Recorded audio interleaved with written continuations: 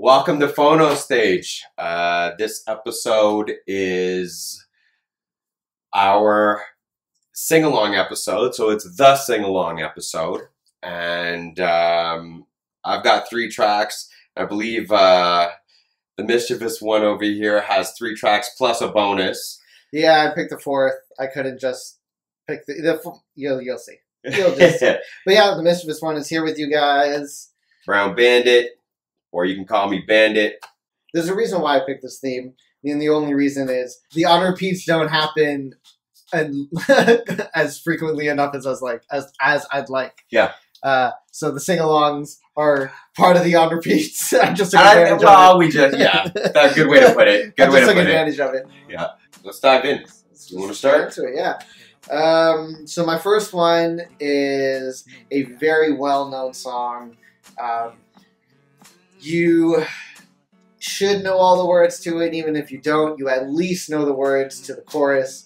And that is No Diggity by Blackstreet featuring Dr.Dre and Queen Pen. The reason why I ended up picking this song, the reason why this song is a on-repeat song for me and is a sing-along song for me specifically is because as a person who has tried to make his own music as well, I started off. When I first started off making music, I started off rapping because I was just a little bit more comfortable with it. Yep. And then I ended up dating someone who was a singer, and she kind of made me feel a little bit more comfortable with the idea of just singing. Yeah. And I ended up realizing that No Diggity, Teddy Riley, I believe, is the one who starts off the song. Oh, well, he produces it, right? Yeah. That first couple notes that he thinks that try to get down. Yeah. No, that's when I'm ready to get myself into the zone. That's the first couple notes that I sing, and that's where I stay. That's where my voice stays, and that's where your comfort level is. And I figure it out for the song that I'm doing at that point. So that's why I picked this song, because this is my reference song when I need to practice or get myself into a singing frame of mind. This is the first song I sing right just to get my voice where I needed to get it to. Yeah. So that's why I picked this song first. So like I said, Blackstreet, No Diggity featuring Dr.Dre and Queen Pen came out in 1996 on their Another Level album. Blackstreet is an American R&B group. Now, to start it off, in case anybody has ever wondered or is wondering, no Diggity basically just means no doubt, right? Which they say in the song. Yeah. No diggity, no doubt. Yeah. Now, give me a second here, okay? Let me try and do this all in one breath. Okay? This song, No Diggity, reached #1 on the Billboard's Hot 100, ending Macarena's 14-week reign at that spot. Some right? Big song, yeah. This song was number 91 on Rolling Stone and MTV's 100 Greatest Pop Songs. This was number 32 on VH1's 100 Greatest Songs of the 90s. In the UK, this song climbed back to the top 40 mark in 2013, which is 16 years after the release, and it hit number 38. Did it mention why? I guess they just. I thought I saw it in a movie, or I thought I heard it in a movie or something around. Maybe. Maybe it could have just been. It could have just been like when we brought up "In Peace the President," right? "In Peace the President" blew up a couple years ago because of Donald Trump. Right. This could have just been 2013. People all of a sudden reconnected with the song, started requesting it out on the radios in the UK, and it became number 38 on there in that year. 16 years, again, like I said, 16 years after. It was number 407 on Q Magazine's 1001 Best Songs Ever.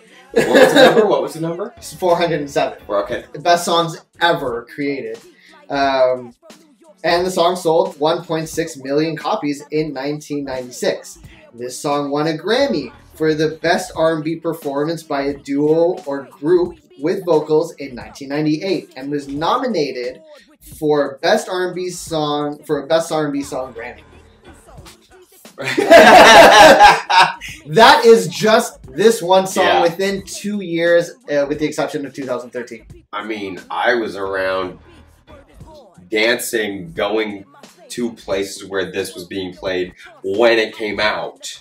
And it was part of that New Jack Swing kind of era, which Teddy Riley is really well known for. It's infectious right away. You want to bump and grind on somebody. And the song, right away, you're just going to sing it. It's catchy. Yeah. And the song starts off with, you know, Dr. Dre doing a little rap, a little intro rap in the beginning. And then he was in his high years. He was in his really high, coming into his high years at that point. He will always be a big deal, but this was definitely the peak years where he was really taking over. Yeah. Production and just airplay. Yeah. So like we were saying with Dr. Dre, he he produced the music alongside with Teddy Riley, who is considered the Virginia via Harlem beatmaster. Still considered one. Yep. Yeah. The mixing a groove out of doo-wop for the music, the instrumentation. It was mixing a groove out of doo-wop with old school R&B harmonies, a piano rumble, and a sample of an acoustic blues guitar from Bill Withers' Grandma's Hands, which is a great song as well. Yeah. Beat-wise, it struts confidently, accompanied by a light, funky keyboard or piano with a hard-knocking bass line. And this song, the reason why this song, I would consider this song to be one of the greatest songs ever, is because of the fact that when this song came out, this song very much ahead of its time in the sense that we are now all living in the future that this song envisioned. How so? It's just the production, the vibe that it gives. Okay, so structurally. Yeah, just everything about this song, the style, even just, you could show this song to the youth. The youth Dems. And they'll there's nothing about this song that screams old, you know. Yeah, still current. Right? It'll get people dancing. It'll get people singing along, which is the point of this. You'll hear 90s hip hop and R&B. You'll hear other 80s R&B and hip hop, and then you'll hear the bill. Mm-hmm. Yeah, you'll hear it, right? And this song, I don't think this song has it. It has a little bit of like I was saying, it has the old school R&B harmonies, but with the rapping in it, with the beats, everything about this song is so very well done. Which is funny, tight. Which is funny because originally, none of the members wanted to do this song. Really? Yeah, it was brought to one member, and he was like, "Nope." They're like, okay. So brought it to another member. No. Brought it to another member. No. So Teddy Riley people are yes. Yeah. And so Teddy Riley was just like, you know what? I'm gonna do this, and he's the one who starts off the verse. Yeah. Because of the fact, now I believe it was an interview. Listening after the song was done, listening back on it, the other guys wish they did the first verse. Of course they did. They wish that they didn't reject the song when it was brought up to them. Yeah. Because they were like, it just blew up. Immediately. It's a utopian celebration of all things rump shaking about the American music. And on that note, Teddy Riley again, that rump shaker song. Yeah. It goes in tandem. It's that time period of that New Jack Swing era again. Mid-90s. For me, hey man, we're just getting systems in our cars, and this shook your rump. Yeah. That's it. So no diggity. No diggity. No doubt. I thought you were going to say it back to me, man. Okay. So what is your first choice, sir? My first choice for this episode of the sing-along, and the song is by D'Angelo off his first album, Brown Sugar, which is up there for all-time great R&B albums for me. I'll get back to that. Greatest for me would be his other album, second one being Voodoo, and we can discuss that some other time. The song I'm going to discuss and talk about really briefly is Shit damn, motherfucker. It is a fantasy about a scenario in which a gentleman catches his wife and his best friend cheating, and then he kills her and he kills him. Again, it's off of Brown Sugar, which came out in 1995 on July 3rd. It is a fusion of contemporary R&B and soul, along with elements of funk, Quiet Storm, which I'd never heard referenced before. We can get back to that, and hip hop. Yep. It's a very straightforward song. If you guys end up checking it out, the best way I would explain the style of the song, it is very open mic poetry. I was gonna say it's, to me, and it's well put actually, in my humble opinion. I was going to say, this is such a weird comparison, but it reminded me, and reminds me rather, of Dave Chappelle. It's a commentary.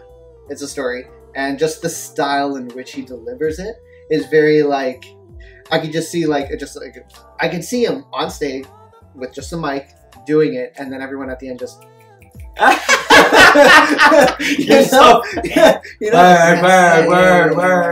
Like that's like the whole, like, it's such a good song, a lot of fun to listen to. It's interesting to listen to as the progression of the story.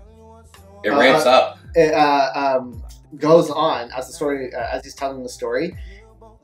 Shit, damn, motherfucker has a different meaning every single time. Yeah. Right? Because it's just like, he finds out, he suspects something's happening. Shit, damn, motherfucker. And then he finds out it's real, and it's like, shit, damn. And then he's blowing up, and it's like, shit, damn. And then he takes care of business, and he's like, shit, damn, motherfucker. And then he gets arrested at the end. He's like, shit, damn. When this back to the album for a second, Mischief. You know, when the album came out, it was a shock to 90s R&B. Yes. This song even more so, because it was such a straightforward portrayal of this commentary of cheating and adultery and the reaction to it. Yeah, it was very real. It was gritty. I read this somewhere and I agree with it, and I'll add my own 2 cents to it. It's equal parts, because it's equal parts Marvin Gaye and LL Cool J. Yeah. Marvin Gaye, very contemporary in his time, commented about what was going on. LL came in hard for his time. So I thought that was a very apt comparison. D'Angelo is an R&B soul artist with a lot of attitude. Yep. For me, obviously, there's going to be Prince comparisons, and he was a huge Prince fan. And of course, what I like about that comparison, momentarily, I'm going to, as we do, we veer, you know, D'Angelo was so influenced by Prince, and years later, off of, it's when Prince was Prince again. I think it was the first album. I think it's called The Rainbow Children, or the Prince and the New Generation, or something like that. I think it's called Rainbow Children. But there's a song on there, it's not coming to my mind right now. You could take Prince out of it and put D'Angelo in it, and it fits. So it was awesome that it went full circle. Oh, really? In my opinion. So much of an influence that it was just that it came back around, kind of thing. If they had done a song together, it probably would have been done. Oh, dude, man, imagine that. That would have been something else. Back to what you said about the neo soul thing. This is in the beginning of that movement for our generation, and for the neo soul generation, and it opened up doorways for other people. Jill Scott being one of them. Erykah Badu came out after this. You know, that kind of stuff. It opened the doorway and let people dip their foot, like their toes in for a second. Yeah, Erykah Badu is another. Another person I would put under in that same league. Yeah, where you would, with the same sort of sense of just being an R&B soul kind of person, but having just that attitude. Yeah. Behind your writing and the way you perform, or she performs as well. It's also, hey man, it's Brown Sugar. It's off the Brown Sugar album. This is bedroom.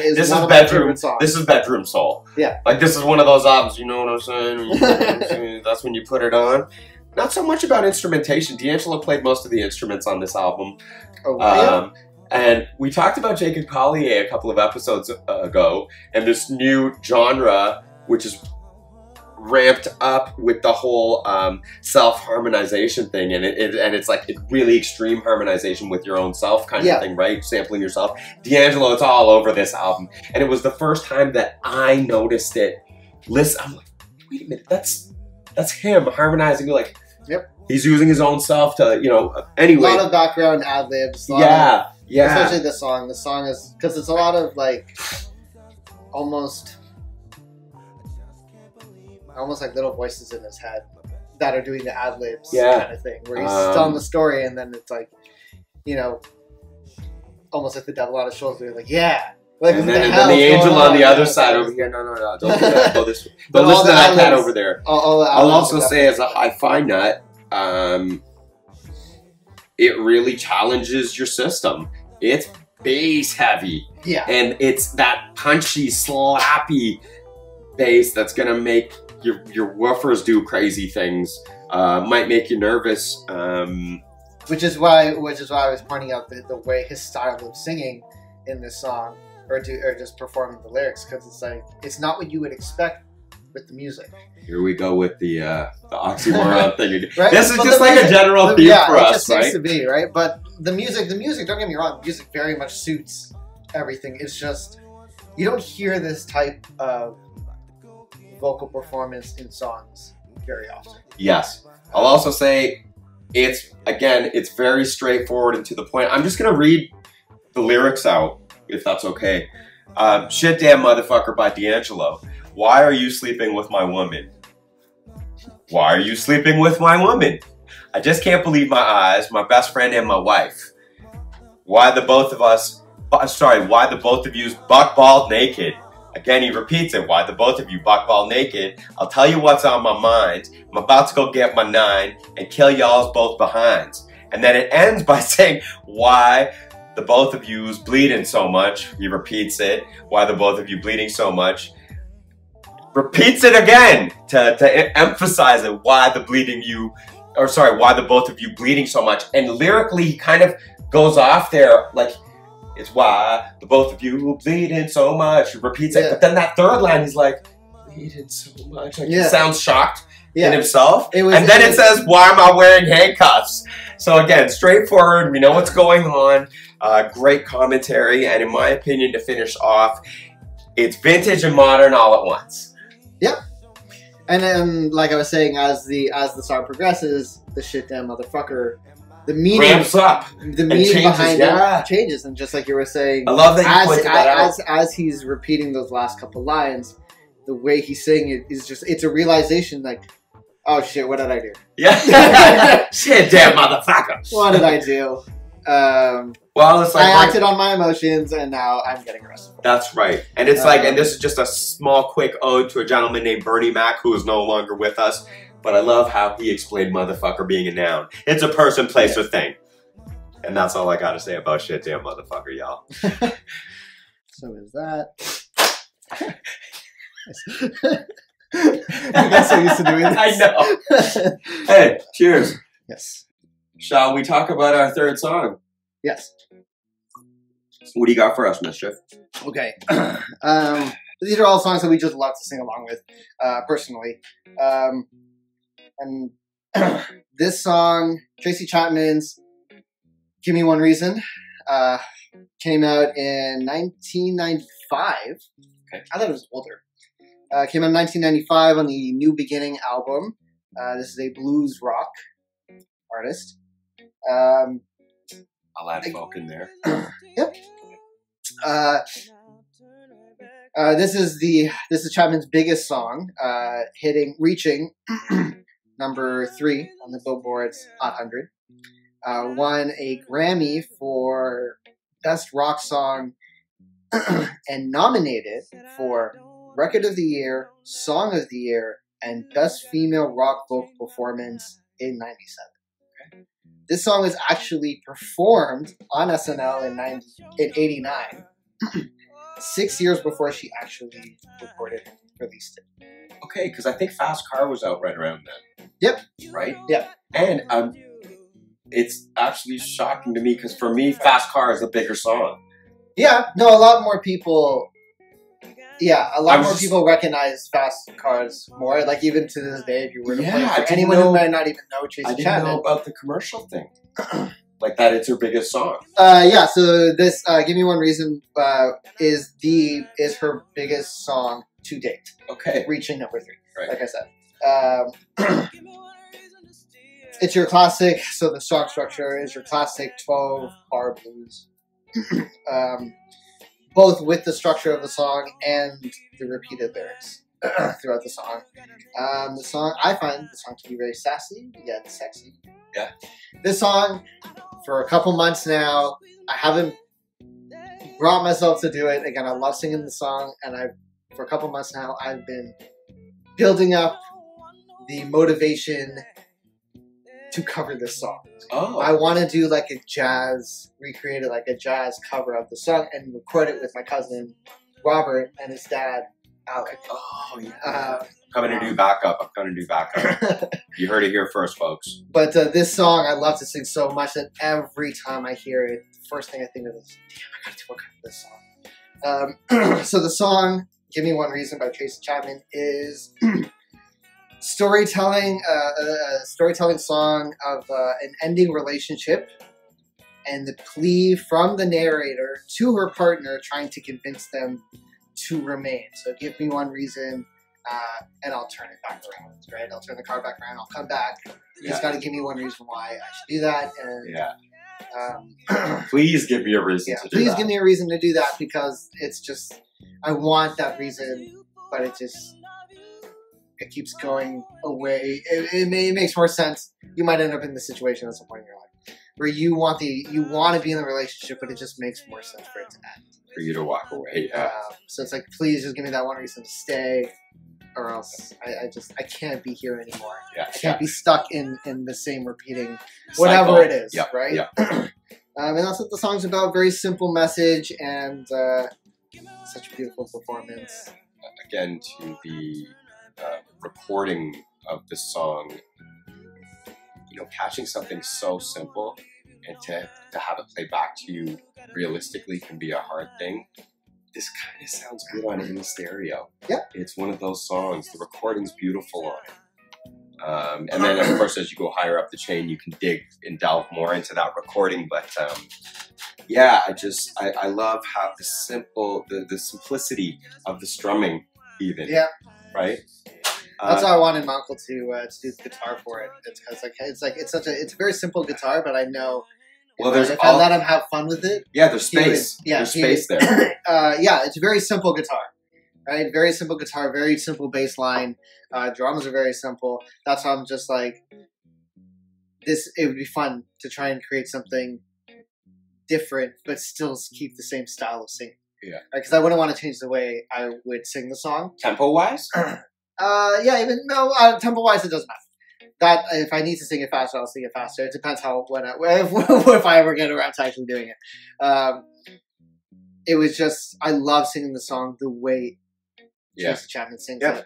Right? Sometimes you hear covers of a song and an artist does a very beautiful job of it, but the message almost gets lost because the music style changes. Yeah. I don't want to do that. I don't want to change the music so much that the message gets lost. Right. I don't want to do the oxymoron thing. I don't want to create a faster song with these kind of lyrics. I want to still stay true to what these lyrics sassy and sexy and right. And I think jazz is very sexy. Yeah. And I think it would bring out the sexy even more in the style of singing. So. But that's why I chose the song. I love singing it. And that is his one reason. That's my one reason. But yeah, that's my second choice. Tracy Chapman, Give Me One Reason. Check it out. Thank you, Mischief. My next choice is by a Canadian band from Victoria, BC. Middle of Nowhere by Hot Hot Heat is the song I'm discussing. It's off of Elevator, and it came out on April 4th, 2005. Of late, I've been into a sound.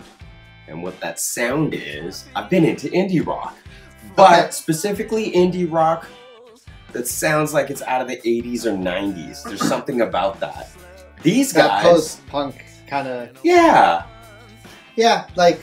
It's kind of right. It's before alternative, right? That transition for the style. Yeah, these guys sound like they should have been out with those bands from the 90s. Blur, for instance. It has, for what you're saying, where it sounds like they came out, it almost has a UK feel to it. That's it, exactly. Right? And they have the band itself. Welcome to Canada, the New Britain. Because I knew this song. I know how hot heat. I also like Bandages. Absolutely. Right? Bandages is also a lovely song. But for me, just listening, not doing any background check of any kind, I didn't know it was Canadian. They're Canadian. I thought because of their style, because of what they do, and the way they perform their music, they have a very UK absolutely feel. That's the influence. That's the influence on them. Correct. What I found kind of interesting. So the album's called Elevator, and if you look on the back of the album cover or CD or cassette tape or whatever you had at the time or now, the songs are backwards, and it's done purposely because it's meant to look like you'd see buttons on an elevator. 1 to 15, right? Yep. Down to up, and it's missing track 13. So. Yeah, it goes from 12 to 14. That is so clever. Yeah, but track 13 is the end of track 12. It's just like 4 seconds of guitar noise. And that's track 13 on the album, but it's not listed. It just goes to track, yeah. It's just a little quick thing that happens at the end of track 12. And then it goes to as actually 14. Track, yes. So I found that amusing. Random little side note. Yeah. I like sometimes going on the 14th floor of buildings and being like, hey, you know what floor you're on, right?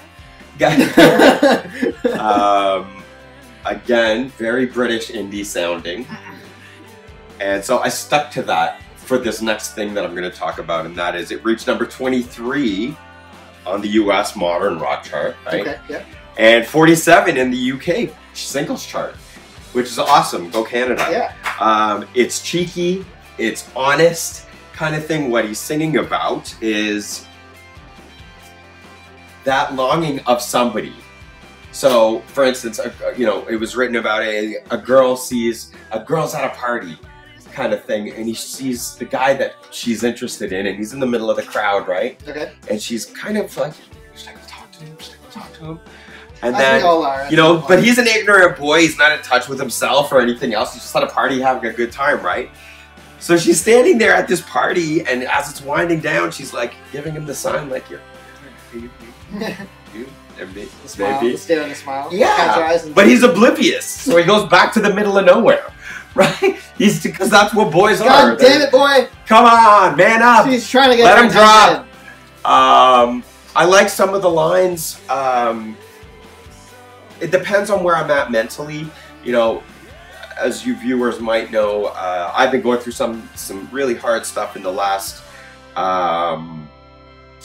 year, and so this song was kind of my bitter song. It was on my. I have a playlist called Bitter. Okay. And this is the first song on it.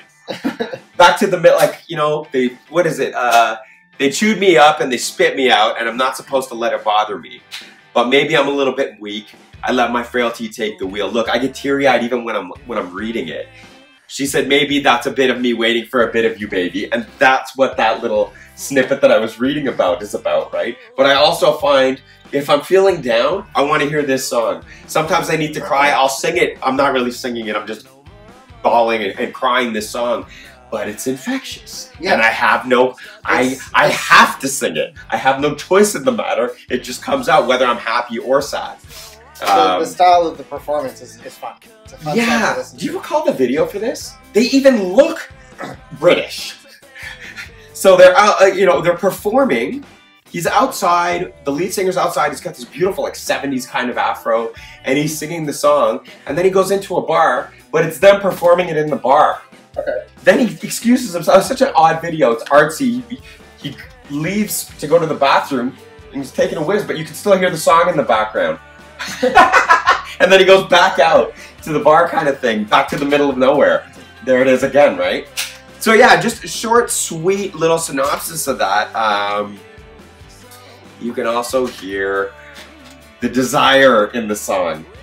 The urgency in it, right? Back to the middle of nowhere. So good, man. Again, I can't help but to sing it. Yeah. There's excitement in the song as well. Again, for me, I gravitate towards it more so now than when it first came out. It's a nostalgic listen for me, but I gravitate towards it now because I'm going through this sound of British indie. Whether it is or not, whatever the song is, if it sounds like that to me, that's what I gravitate to. And Back to the Middle of Nowhere by Hot Hot Heat, again, is one of those songs that does that for me. For a Canadian band. And for a Canadian band, yes. Yeah, this is a fun listen for me. It brought me back to high school. This is when this came out. It was like right at the end of high school for me. Yeah. And there's the age gap, folks. Yep. And again, I said Bandit is also a fun song. Yeah, absolutely. Both of them are just, it's a good band. Yep. I was surprised to see when you picked it.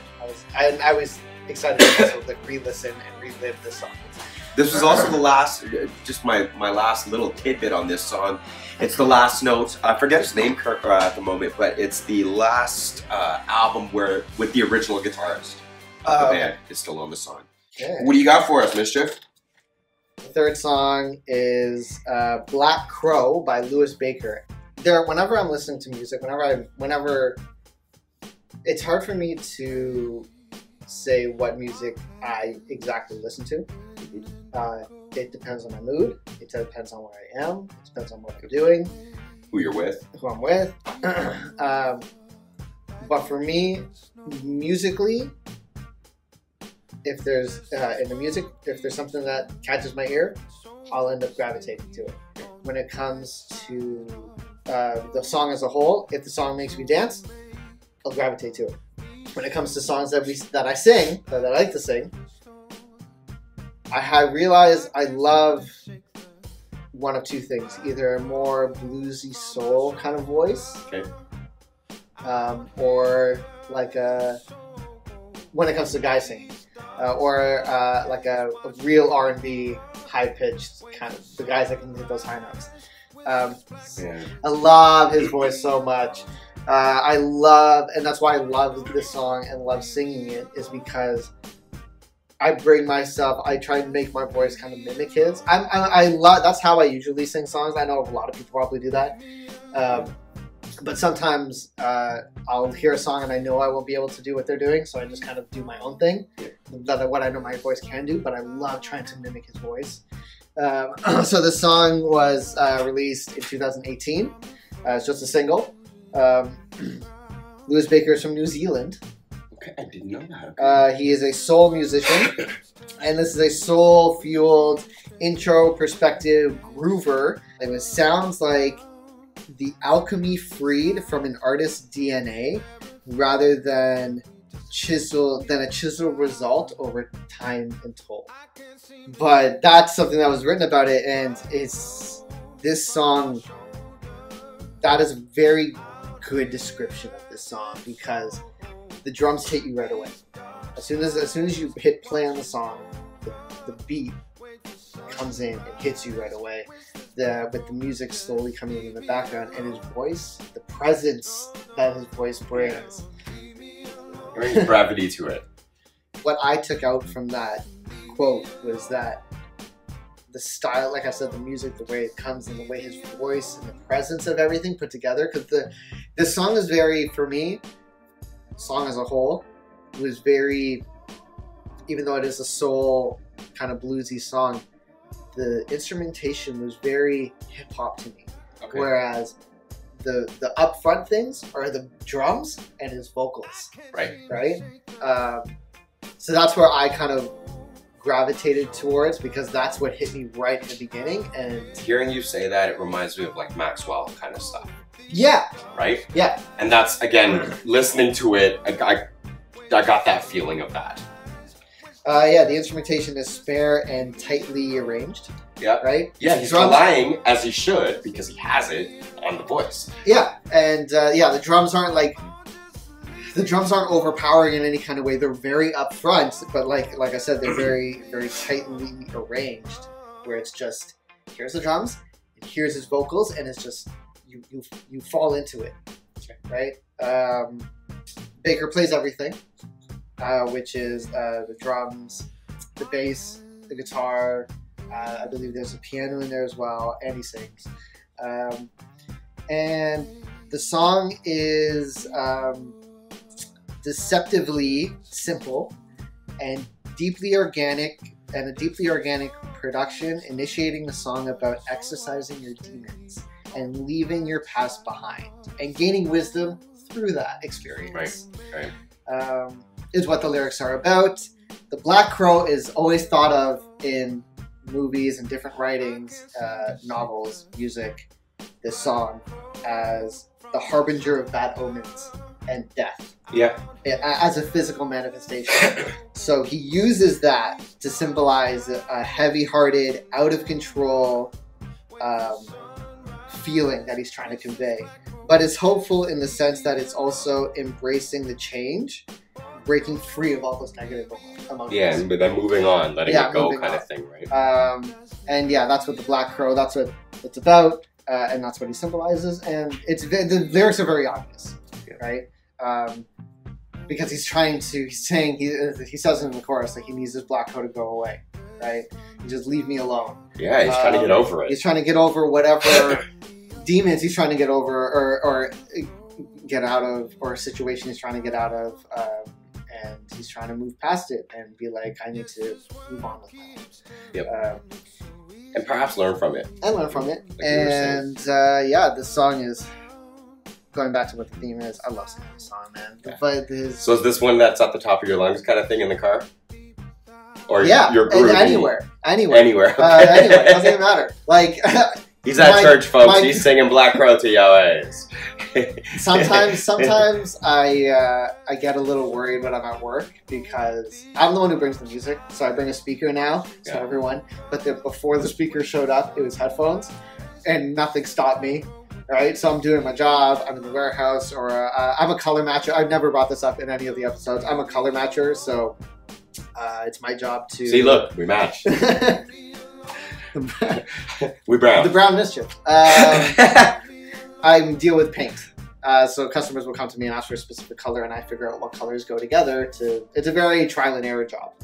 But there was, like, going back to the story, there was a point where I was just listening to headphones, so I'd be listening to this song, and you can't hear no music, but I am singing at the top of my lungs. And this is one of the ones that gets you, yeah. Every single time, because I just love singing along with it. I love trying to make my voice mimic his. Yep. I love trying to do that because I always think, whenever I listen to songs, especially songs that I love to sing, I always think to myself, like, could I make a song like this? Right? Could I recreate this, or could I recreate this style but do something on my own? So I love coming across songs that I gravitate to the way the artist is performing the song. Doesn't matter what they're singing, doesn't matter what the music's doing. It's the way they are performing it. If I fall in love with that, it's over. Yeah. It's over. It's an on repeat song forever, just like No Diggity, because I use that song as a reference for most of the music that I try to sing on, like, regularly, and for Tracy Chapman and for Lewis Baker, those are different styles that I normally don't sing like. But I love singing that way, or trying to. Yeah. So it encourages me to try and makes you stretch your legs. Yeah, exactly. Right? And exercise what my voice can do. Yeah. And yeah. That's what this song is.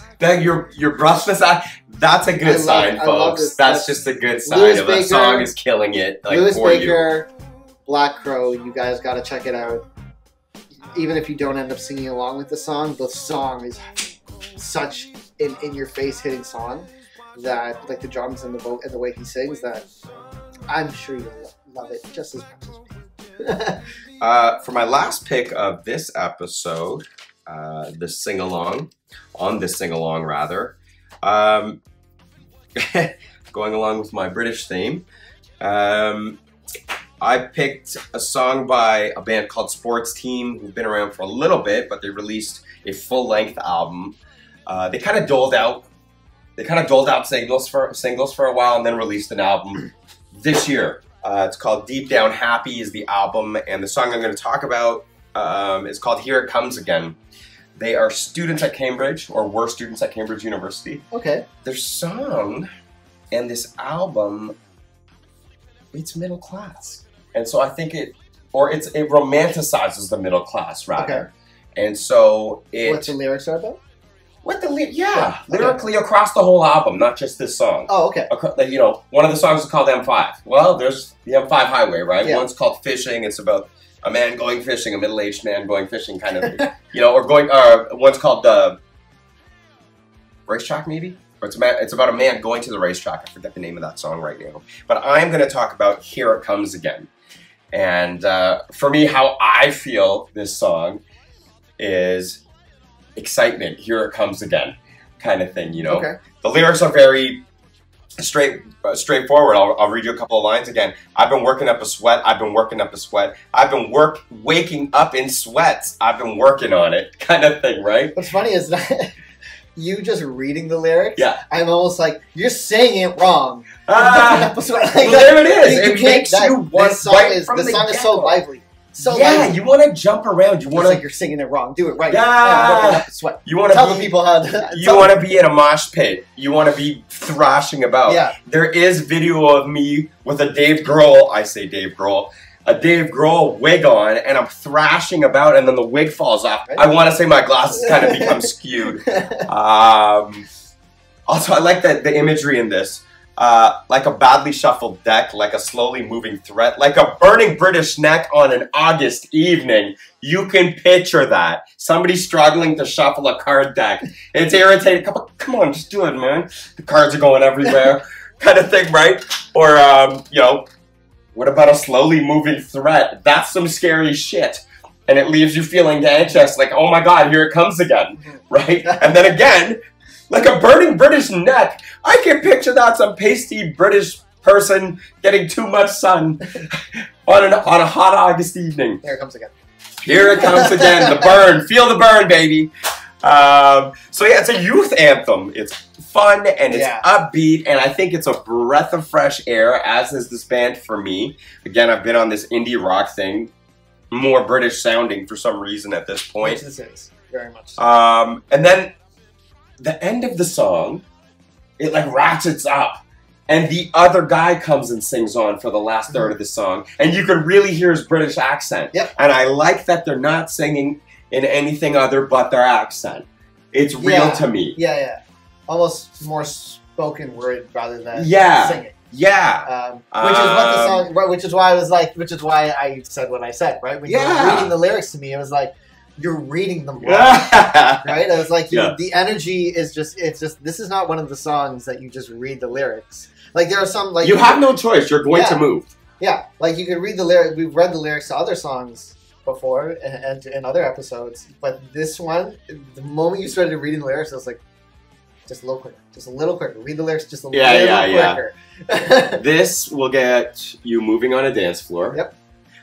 However that movement is going to be is how it's going to be, but it will definitely do that. It'll just get you moving. It doesn't matter if it's on a dance floor. It'll get your head bopping. And this song comes on, and you're cleaning your house just a little bit faster. It is also a song that is never put on quietly. No. You're blaring this. It's loud or blaring, generally speaking. During the week listening to it, like I would, for the most part, when I'm going to work, I'll listen to our playlist before we do an episode. Sometimes I had to skip over the song because I was like, it's too early for this. I can't do this. That's when you should listen to it. Get going for the day. I would still listen to it later, but it was just like I can't write. Yeah. Lastly, I mean, filled with good humor, and again, it's commentary on society, specifically British society, and that society being middle class kind of thing.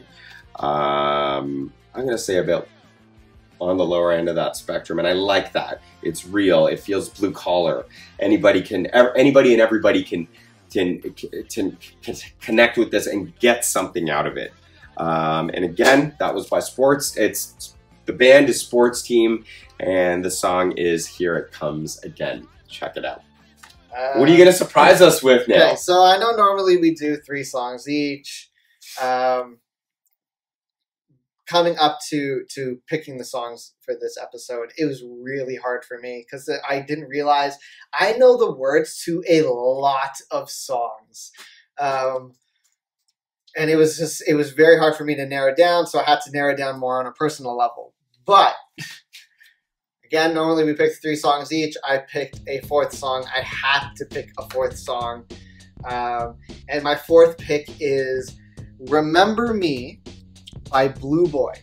Now, this is a dance single that came out in 1997 by a British DJ, Lex Blackmore, who is aka Blue Boy. Yep. Just to give you a little history of the song before I get into the lyrics. This song was sampled. There's a sample from the song. The lyrics are sampled from the song.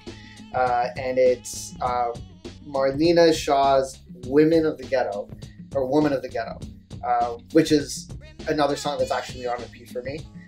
Specifically one of her live performances, because she did a lot of crazy ad-libbing in the beginning of the performance. So that was the recording that that Blue Boy took a sample from. Woman of the Ghetto is exactly what it sounds like. It's basically so Woman of the Ghetto. It was a 1960s song talking about the conditions of the ghetto and what was wrong with Black America at the time. Blue Boy took Remember Me, I'm the One Who Had Your Babies, which was referring to African American maids raising white children for hardly any pay. So that's one part of the lyrics that Blue Boy has taken and put it into Remember Me, his dance mix of the song.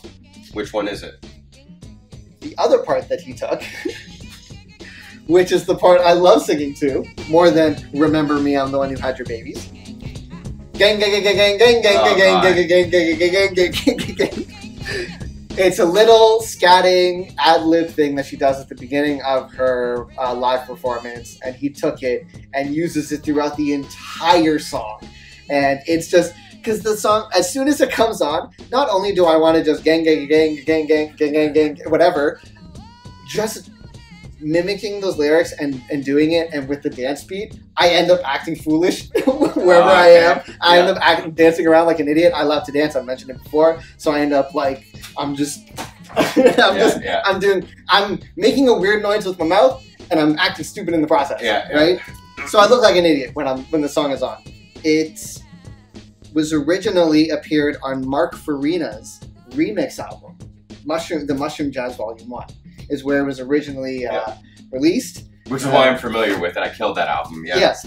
You actually, I didn't know Mark Farina. You introduced me to Mark Farina, his albums, his Mushroom Jazz albums, which opened up my eyes to a whole other genre or style of music.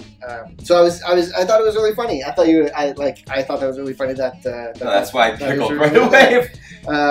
This song made its way to number 2 on the American Dance Hits and number 8 on the UK Singles Charts.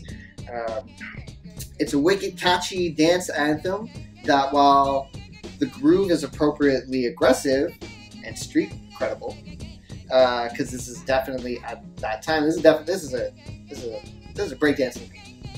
Right? This every time I listen to this song, even though I act stupid, if I could breakdance, I'd breakdance. There's little things I can do here and there, but I'm not doing flips all over the floor kind of person. But that's where I took that comment for it having street credibility, is just boombox, cardboard on the floor, and there's a crowd around you, and you're doing your thing. The song is iced with pianos and loops in the music and in the lyrics that will soak into your brain the moment you hear it. Just on impact, it soaks into your brain. A little side note: when Shaw was originally contacted about doing the remix, she was excited about the idea. So she welcomed it very much. However, upon hearing the song afterwards, her first thought went to, how am I supposed to perform this on stage? That's hilarious. Because like I guess she was so excited about somebody doing a remix and sampling this song that I guess she would maybe like if it became big, maybe want to perform it. And you know, just the Remember Me parts she had no problems with, but it was like, how is she supposed to say? She was like, it was funny to her to sing the gang, gang, gang, the same notes over and over again for however long the song is. But yeah, that's my ending little random nonsense song of just scatting pretty much. That I wanted to I had to put onto the episode as a fourth pick because it's a fun song. It's fun to sing to, and that's Blue Boy Remember Me. It came out. I'm gonna discuss something really quickly. Okay. This song has been banned in Toronto. Has it? This song I'm going to say right now. Oh, you picked. I'm surprising you with a fourth on the fly. Okay, on the Again, fly. You got a fourth song. This song, I'm not going to tell you about instrumentation. I'm not going to tell you year. I'm not going to tell you anything about that. What I am going to tell you about, Mischief and you all out there, if you live in Toronto, you know this. There's to be no dancing. There's to be no singing at bars or restaurants. And this was the first song that was banned from any restaurant. And that is Sweet Caroline by Neil Diamond. The ultimate sing-along song. So on that note, hands. Touching hands. Reaching out, touching me, touching you. Sweet Caroline! And that's all you're getting out of me. I hope you guys enjoyed the episode. Again, this was Fono Stage, the sing-along episode. I'm the Bandit. Mischievous one. It was great talking with you guys. Enjoy.